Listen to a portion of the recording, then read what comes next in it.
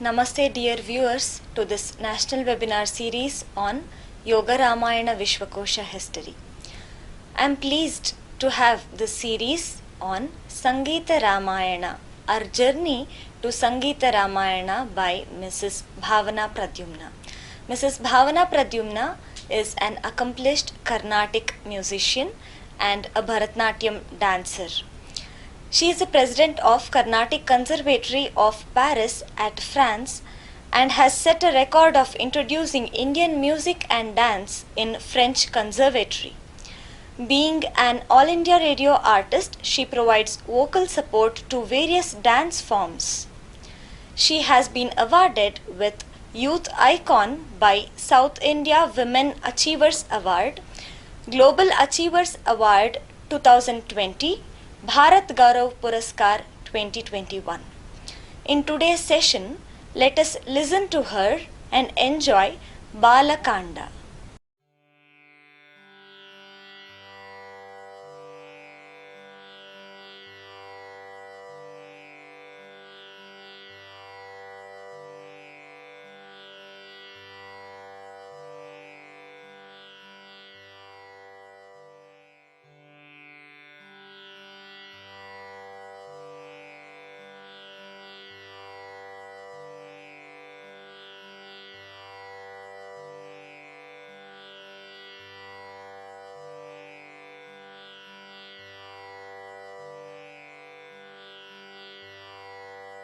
Namaste.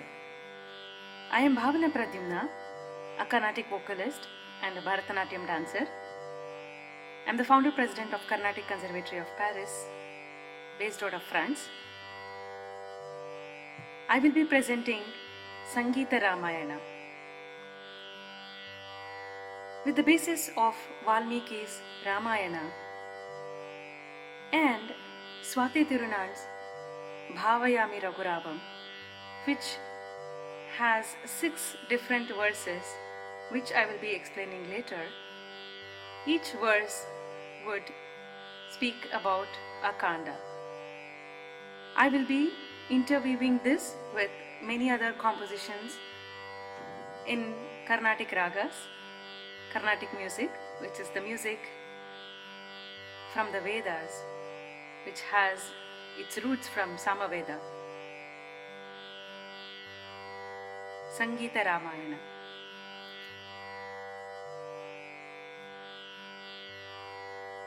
I have also used Bitti Chitra, the miniature paintings which was provided by Sri Narmada Prasad Upadhyay, to further enhance and prove that Ramayana has existed for years and inspired poets, artists, and many other people across the world. Sangeeta Ramayana for you. Part 1. The ascetic Valmiki inquired Narada, who engaged deeply in austerity and study of Vedas, best among the eloquent and eminent among sages. I wish to know about Rama. Narada describes the qualities of Rama. All this I wish to listen from you. Oh, great sage, you are competent to know this kind of man, and indeed any inquisitiveness is immense. Thus, Valmiki inquired with Narada.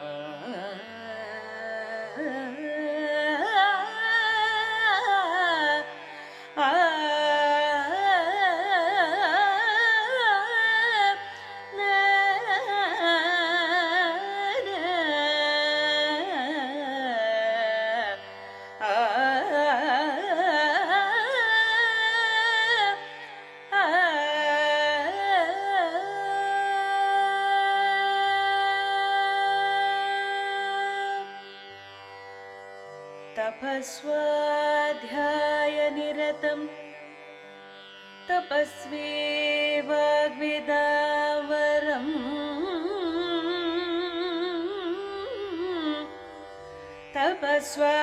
तपस्वाध्यायनिरतं तपस्वी वाग्विदावरम्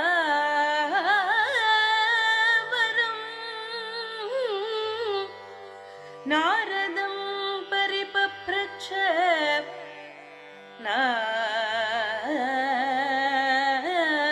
नारदं परिपप्रच्छ वाल्मीकिर्मुनिपुङ्गवम् वाल्मीकिर्मुनिपुङ्गवम् वाल्मीकिर्मुनिपुङ्गवम्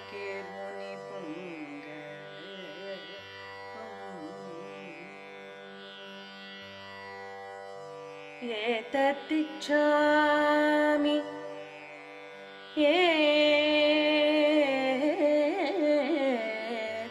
एतत्तिच्छाम्यहं श्रोतुं परं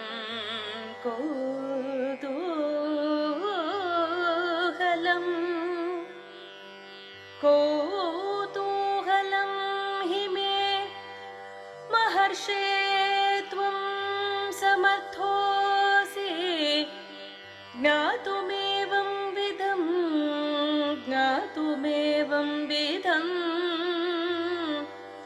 नरम्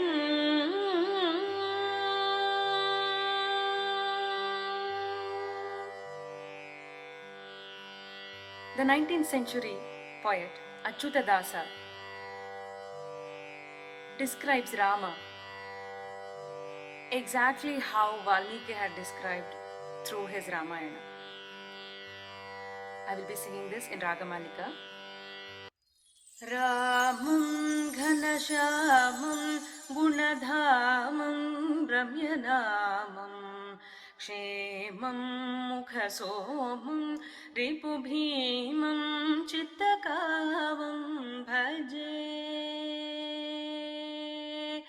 रामं घनश्यामं गुणधामं रम्यनामं क्षेमं मुखसोमं रिपुभीमं चित्तकामं भजे वीरं मेनुधीरं सुकुमारम् आत्मसारं शूरं सर्वधारं सद्विचारं शुभकारं भजे वीरं मेरुधीरं सुकुमारम् आत्मसारं शूरं सर्वधारं सद्विचारं शुभकारं भजे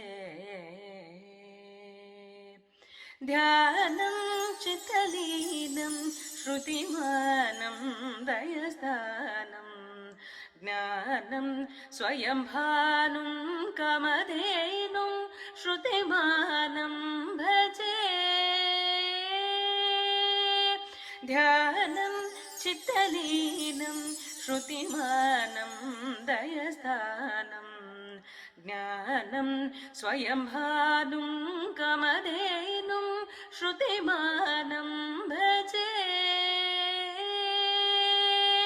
वेदं वेदगीतं निजबोधं विश्वतीतं मोदं दशनादं कविनोदं मृदुपादं भजे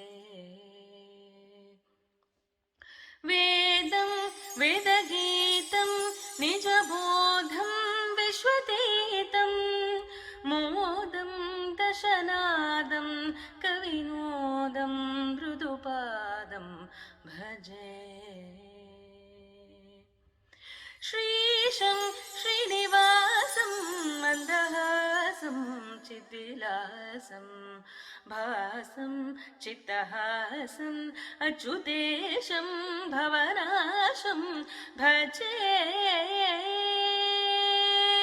श्रीशं श्रीनिवासं मन्दहासं चिद्विलासं मन्दहासं चित्तहासं अच्युतेशं भवनाशं भजे श्रीनिवासं भजे गोविन्दं भजे.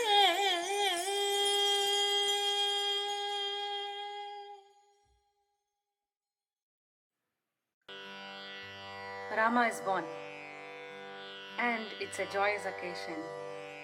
Music, dance has always been an integral part of India, the Bharata. Valmiki describes this in the Balakanda. Jaguhu kalam ja gandharva narrutushchapsarogadaha jaguhu kalam ja gandharva narrutushchapsarogadaha devaduldubayoneduhu pushpavrishtishcha पुष्पवृष्टिश्च खात्पते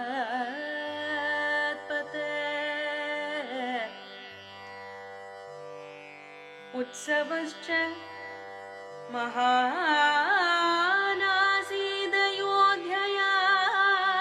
महानासीदयोध्ययायां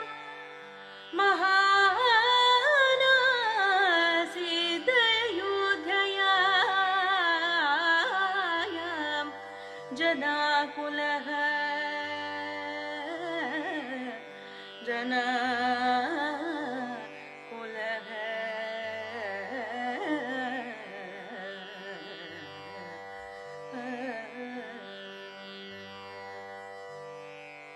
The celestial singers sang melodiously. Dancing parties danced, divine drums drummed, and heavens rained flowers. With all this, there is great festivity in Ayodhya with thronging people. Rathyaschcha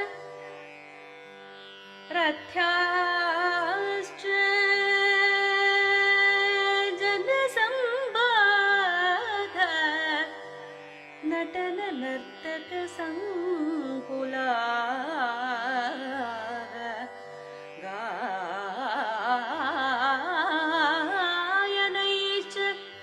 नटनर्तक संकुलाः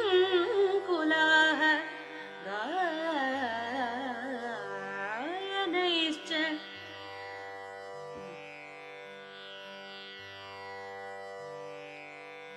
विराविण्यो वादनैश्च विराविण्यो वादनैश्च तथा परेः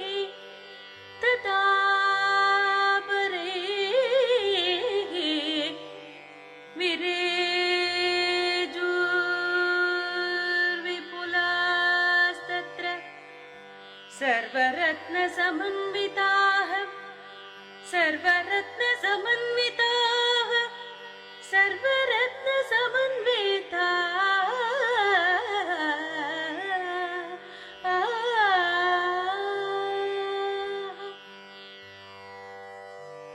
Hilarity filled the streets with people, stampeding them with the flurry of actors, dancers, singers, and instrumentalists, as well by other onlookers.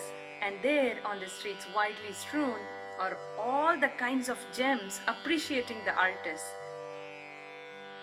Pushpa vrishti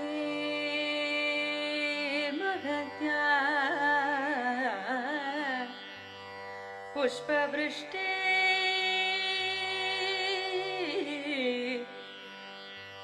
वृष्टि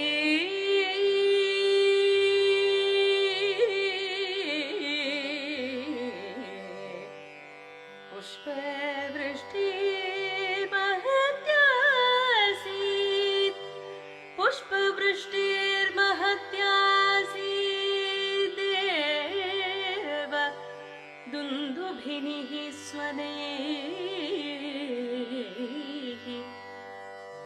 देवदुन्दुभिनिः देवदुन्दुभिनिः स्वनैः शङ्खदुन्दुभिनिर्घोषः प्रयाते तु महात्मनि महात्मनि महात्मनि.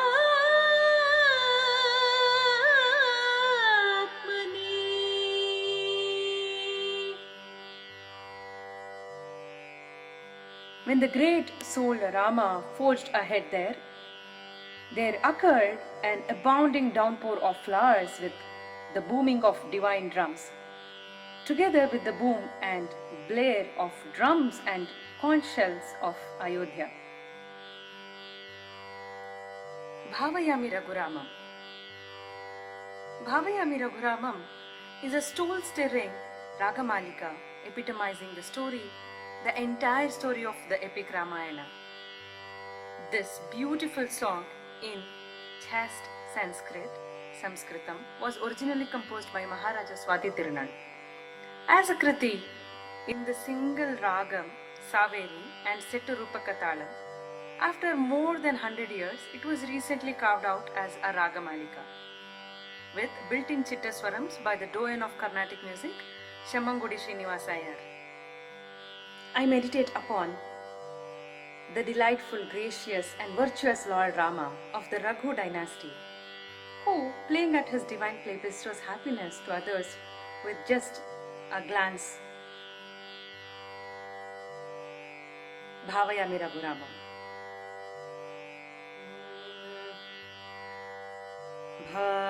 Bhavayami Raghuramam bhavya sugunaramam.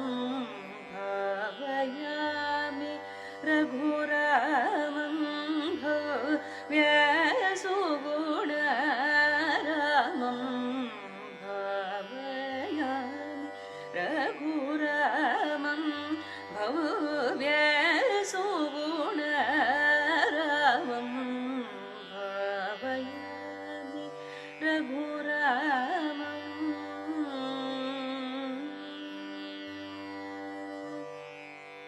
Bhavuka vitarana para pagalila lasitam. Bhavuka vitarana para pagalila lasitam. Sariga sari ma pada pada ri sari da ni da pa ma gari sada sari ma pada pa ma pada sa ni da pa ma pada gari sada ri sada sada gari ni da ma gari sada. Bhavayami Raghuramam.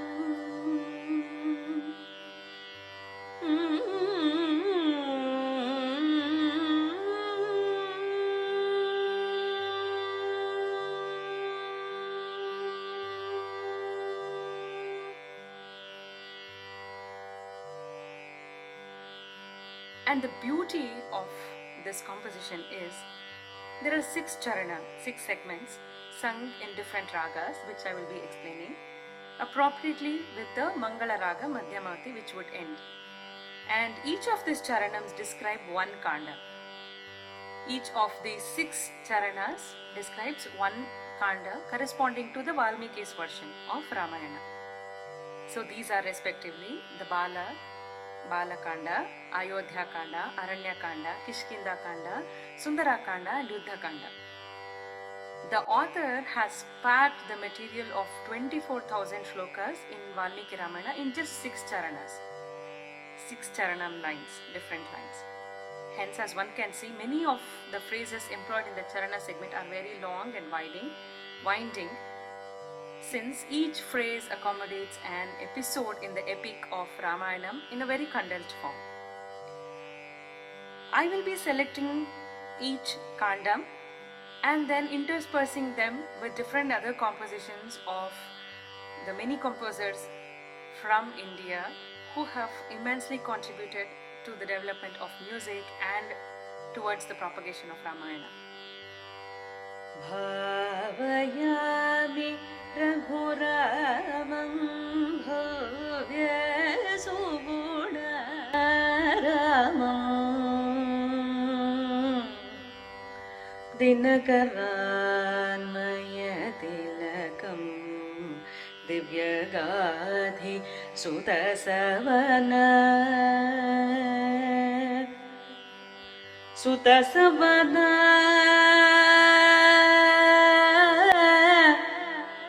Dinakaranmaya Tilakam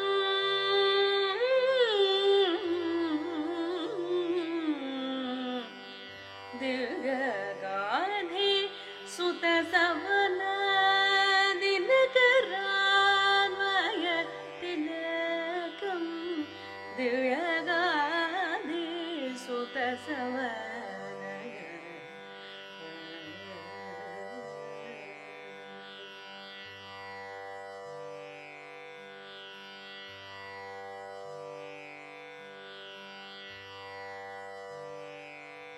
After the vada of Subahu and others who were roaming in the forest, Rama, through his Spada Sparsha, gave life to Ahalya. Padamahalya Pavanam, the Pada, the lotus feet of Rama. Your mercy is sufficient for me. Please come and occupy my mind, says Tyagaraja in this composition, Sri Rama Padama. O feet of Rama, worshipped by Brahma, Sanaka, Sanandana, Indra, Narada, and many other devas. O hero who saved Ahalya, who, as a stone, unable to bear the sorrow, was always shedding tears, and in the same way, make this Tyagaraja also blessed. Says Tyagaraja in this composition, Sri Rama Padama, Sitturaga Amritavahini. Sri Rama Padamani Kripa Chalune Chitani Kirave. Sri Rama Padamani Kripa Chalune Chitani Kirave. Sri Rama Padamani Kripa Chalune Chitani Kirave. Sri Rama Padamani Kripa Chalune Chitani Kirave. Sri Rama Padama Varij Bhava Varij Bhava Sanaka Sanandana Varij Bhava Sanaka Sanandana Vasavadi Naradadu Lilla Pujilje Vasavadi Naradadu Lilla Pujilje Shri Rama Padamani Kripa Chalune Chitani Kirave. Shri Rama Padama Dharini Shilaye Tapamutalaga Varamukan Viruna Rajaga Dharini Shilaye Tapamutalaga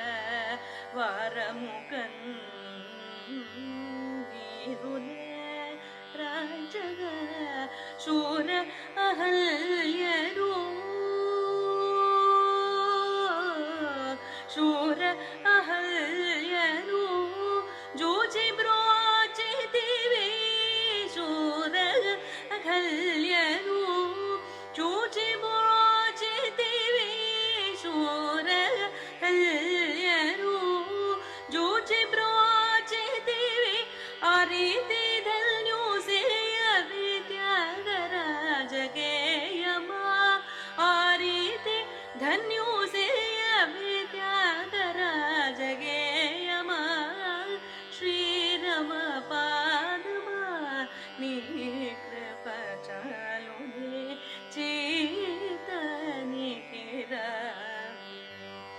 ಏ ಶ್ರೀರಮ ಪಾದಮ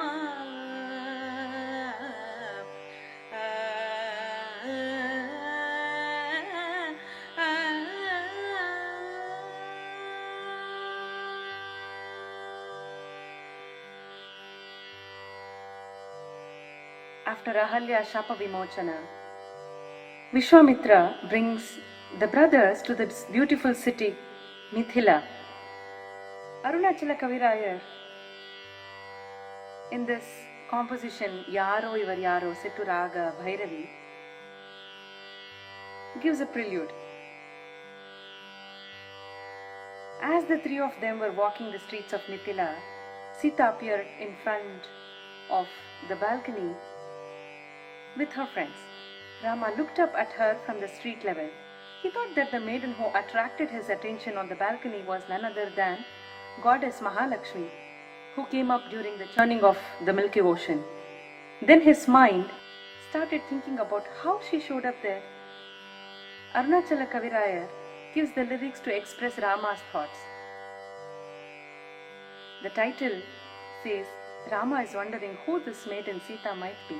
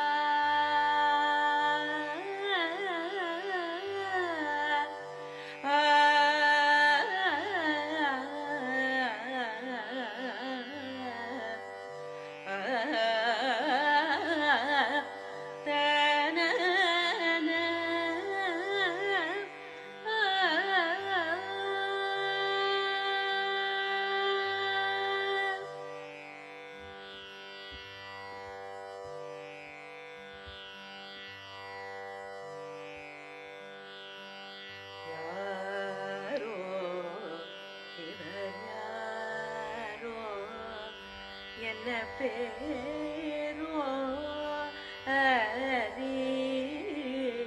அறியேனே யாரோ இவர் யாரோ என்ன பேரோ அறியேனே யாரோ இவர் யாரோ என்ன பேரோ அறியேனே யாரோ இவர் யாரோ என்ன பேரோ அறியேனே யாரோ இவர் யாரோ என்ன பேரோ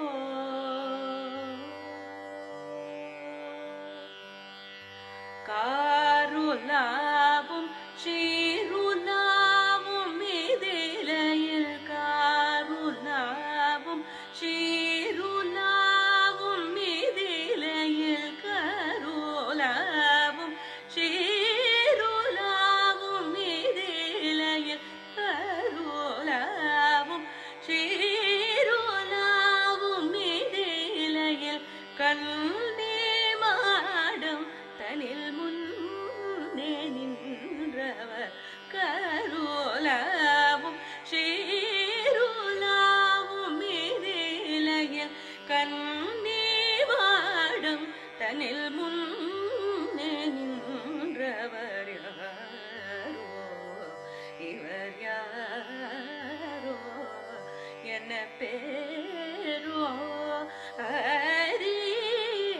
அறியேனே யாரோ இவர் யாரோ என்ன பேரோ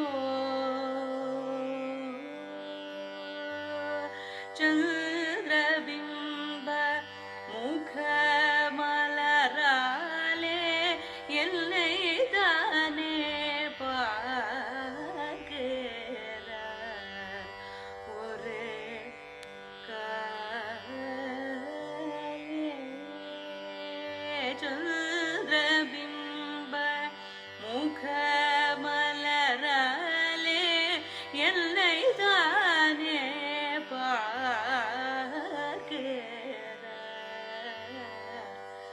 ஒரு காலே நாளில் சொந்தம் போலே உருகிறார் அந்த நாளில் சொந்தம் போலே உருகிறார் அந்த நாளில் சொந்தம் போலே உருகிறார் இந்த நாளில் வந்து சேவை தருகிறார் அந்த நாளில் சொந்தம் போலே தரு அந்த நாளில் சொந்தம் போலே உருகிறார் இந்த நாளில் வந்து சேவை தருகிறார் யாரோ இவர் யாரோ என்ன பேரோ அறியேனே யாரோ இவர் யாரோ என்ன பேரோ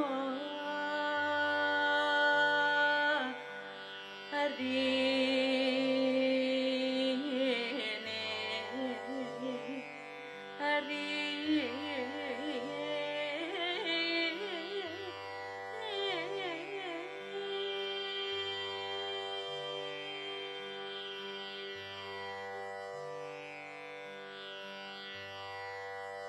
Clearly instructed by Janaka to the sold ministers, they went out there and entered the palace chambers and came out with an 8-wheeled coffer in which the bow of Shiva is ensconced.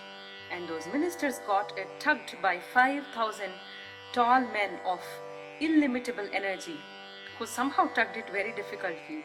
And thus the ministers have re-entered there, keeping that bow of 4 of them. अनघमीश चापभङ्गं जनकसुता प्राणेशम्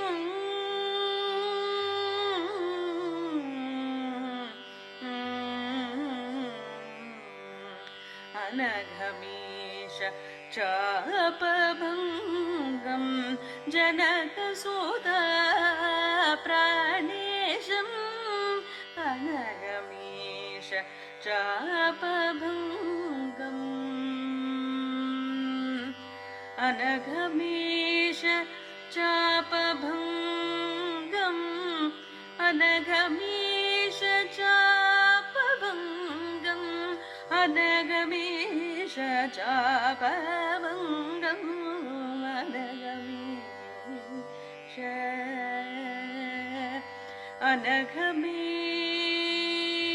अनघमीश जनकेन समादिष्टाः सचिवाः प्रविशन् पुरम् तद्धनुः पुरतः कृत्वा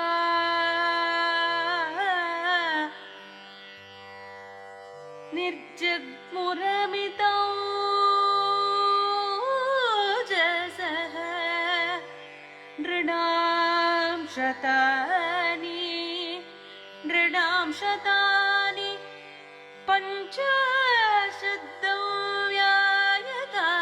पञ्चाशद्दव्यायतानां महात्मनां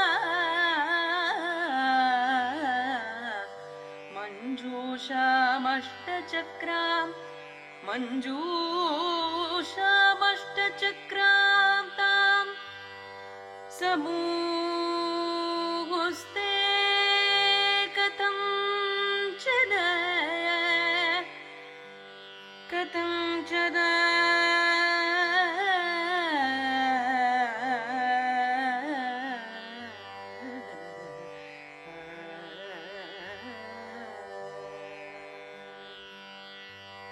Vishwamitra asked Rama to do the needful. While many thousands of men are witnessing that, right-minded Rama, the legatee of Raghu, stringed the bow effortlessly. Further, that dexterous one has stringed that bow with the bowstring and started to stretch it up to his ear to examine its tautness. But that glorious one, who is foremost among men, Rama, broke that bow immediately.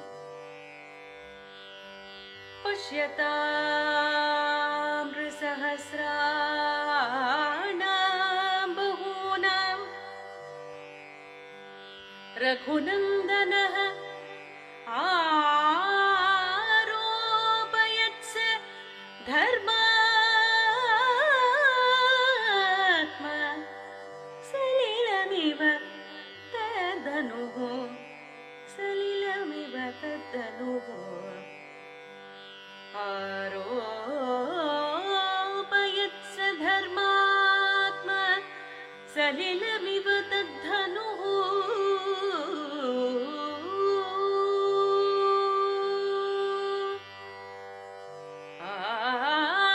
आरोपयित्वा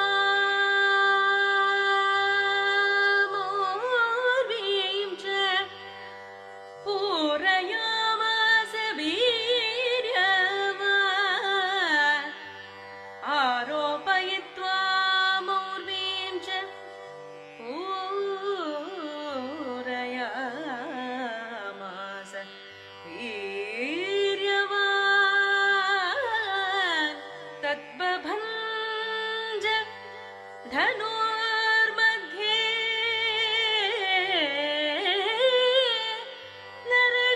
नरश्रेष्ठो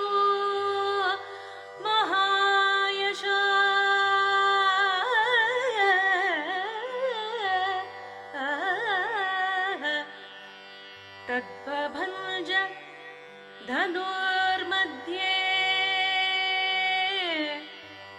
नरश्रेष्ठो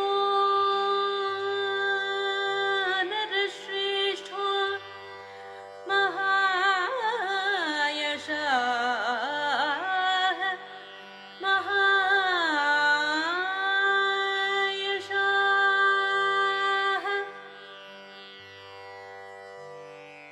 जनकसुता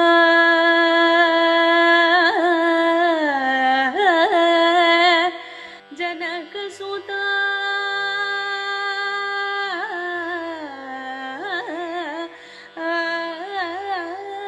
The beauty of the wedding is so beautifully described by Tyagaraja in this composition.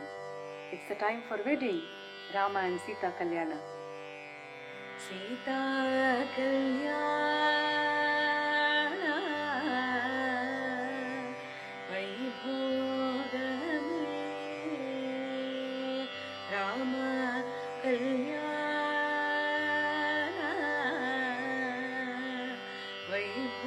Vaibhogame Sita Kalyana Vaibhogame Rama Kalyana Vaibhogame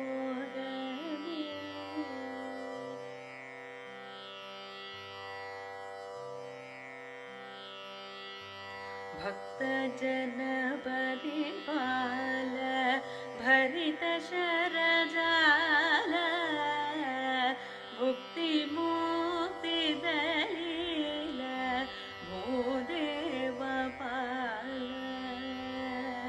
Sita Kalyan वैभोगमे रमेशनुतगीत भवजलधिपोत तरणिपुल सञ्जात त्यागराजनुत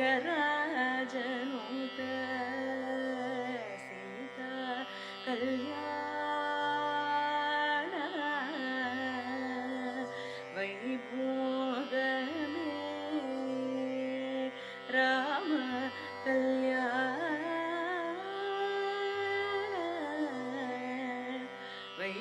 वैभोगमे वैभोगमे वैभोगमे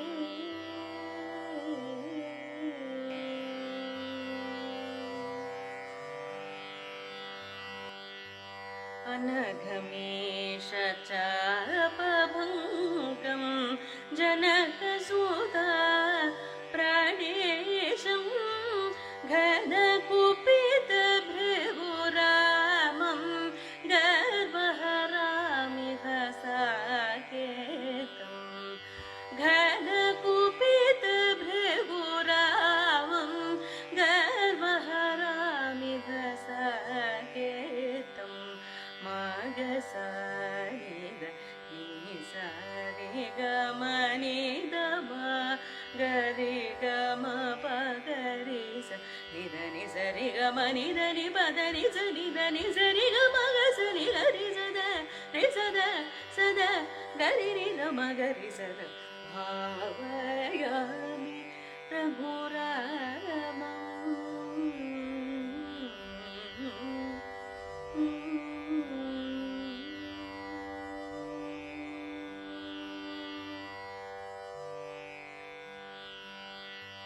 The one who subdued the pride, the garva of the wrath of Parashurama, the son of Bhrigu, and eventually the one who reached Ayodhya. Sri Rama, I bow down to you. The entire Ayodhya is filled with happiness as Rama brings the newlywed bride, Sita.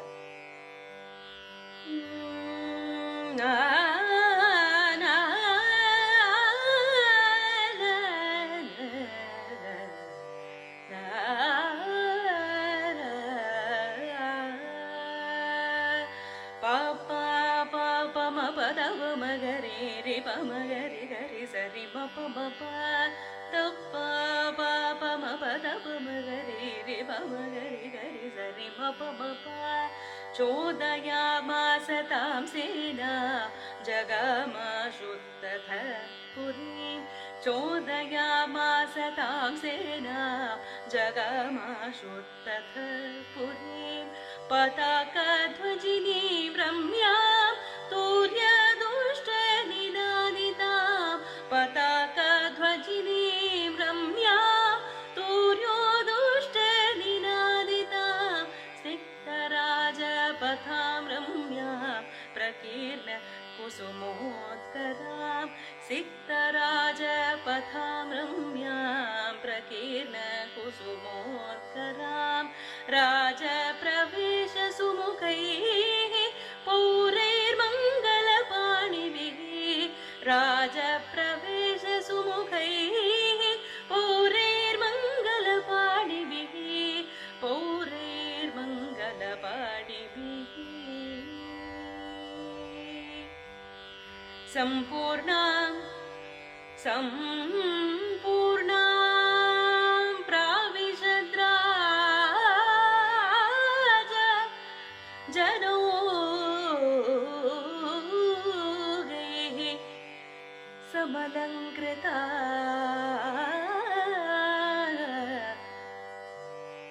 समलङ्कृता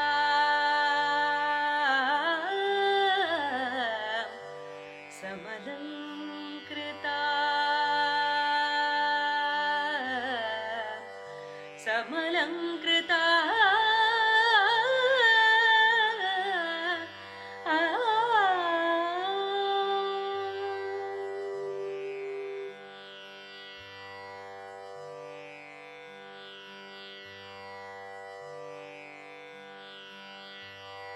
Balakanda.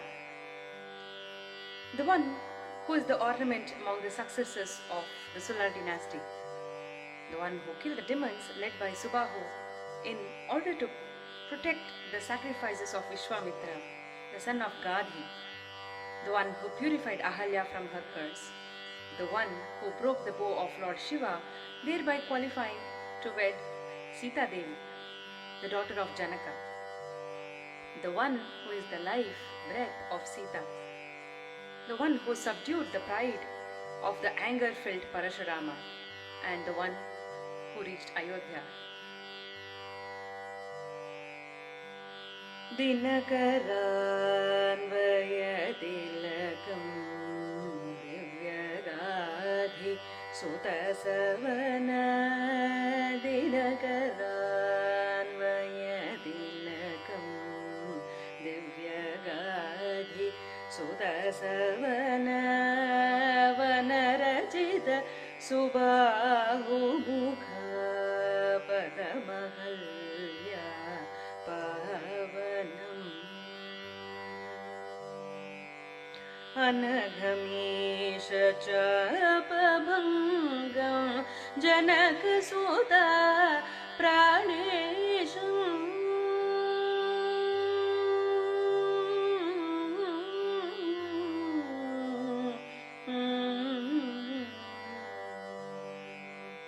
Anagamisha Chapabhangam Janakasuta Pranesham Gadakupita Briguramam Garvaharamiha Saketam Gadakupita Briguramam Garvaharamiha Saketam Magasanida Nisari Gamanida Magari Gama Pagarisa Nida Nisari Gamanida Nipada Nisa Nida Nisari Gamagasani Garisada Risada Sada Garida Magarisada Bhavayami Raghurama.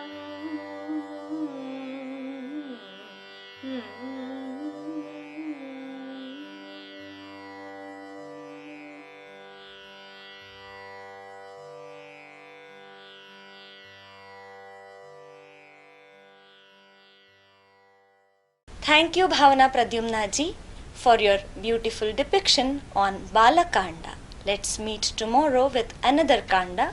Namaste.